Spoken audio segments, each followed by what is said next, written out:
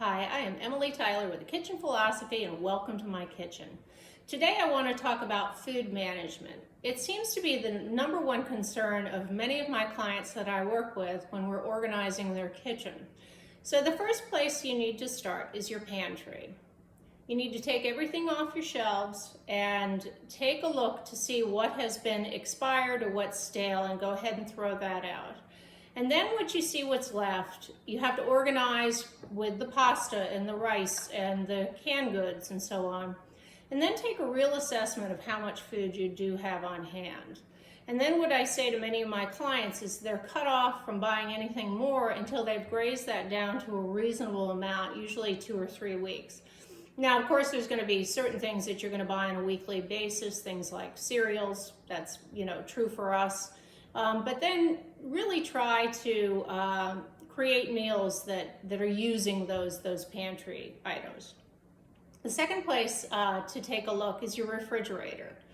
What I do with my refrigerator is that I have designated shelves for everything. One for fruits and vegetables, a place for cheeses, one for my milks and dairy products, a place for leftovers. And not only is it easier to find food, but it gives an artificial parameter. So I know that I can only buy as many of that particular item that fits in that space. And I find when I deviate from it, I end up buying way too much food and then end up wasting it.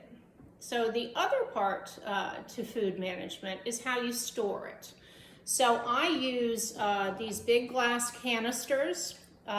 This one's filled with King Arthur flour. I cut the emblem out and taped it on the front here so I know exactly what is there. So when I've got a baking project ahead of me, I can take a quick glance and see what I have on hand so I don't overbuy.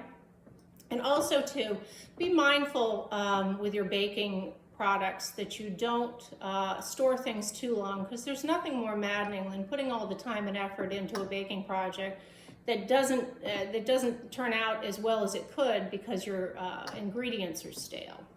So another thing that I use, these are Weck jars. And again, they're glass on glass with a rubber gasket with little clips that keep them sealed. And this is what I prefer to use for leftovers. I prefer them over Tupperware because you can see through them. And I have a very finite amount of them because I find when I have too many ways to store food, I end up with way too many leftovers. So I have probably a half a dozen of these. And then what I have here are the smaller version. And so if I'm making a soup or a stew, I'll go ahead and put a serving in here, close it up, have it ready to go in the morning when it's time to go to work. I just grab one of them with a spoon and put it in my cooler and they're good to go. So another thing to keep your dry goods fresh, I use good old-fashioned clothespins for all kinds of chips and that sort of thing. They work well, they're easy to use. I have a whole bunch of them there, so that's a great tool. And then also binder clips. Binder clips, what I use these like inside boxes because these are too tall for boxes. And you can get these in all different sizes, but it's not enough just to fold over, the packaging inside. It really does need to be sealed to keep the air out, because there's nothing more maddening than thinking you have something on hand and you go to use it and it's too stale to use. So these are a great use for that. And then the baggies, I use the good old-fashioned twist tie ones. I don't use the twist ties. I end up either using my clips to close them up, or if I'm going to use something in the freezer, I use this string.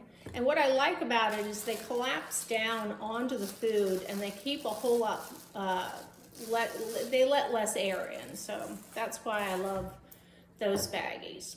So here are a few tips that gets my clients started on a more productive, more organized kitchen. And I hope they work for you, and thanks so much for tuning in.